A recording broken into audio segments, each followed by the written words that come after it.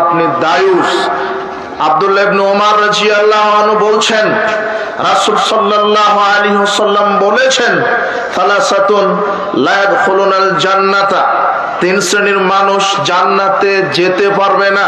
তার এক, মুদমিনুল খামর, যারা মাদক সেবন করে, যারা প্রতিনিয়ত মাদক সেবন করে, যারা প্রতিদিন সব সময় বিড়ি, সিগারেট, জর্দাগুল, ইয়াবা, ফেন্সিডিল, গাঁজা, হিরোইন, প্যাথিডিন, হেরোইন, আপনার হুইস্কি, শ্যাম্পেন, এই যে যতগুলি রাসায়নিক বলেন আর প্রাকৃতিক মদ বলেন, যারা নিয়মিত সেবন করে এরা জান্নাতে যাবে না। দুই নম্বর, আল আকুলি ওয়ালিদাইহে, যেসব সন্তানেরা পিতামাতার অবাধ্যতা দেখায়, পিতামাতার নাফরমানি করে, এরা জান্নাতে যাবে না।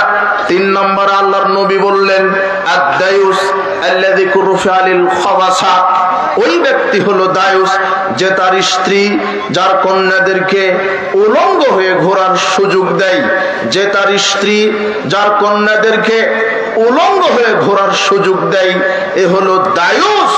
দায়ুস জান্নাতে যেতে পারবে না। আপনি কি করবেন ইবাদত করে?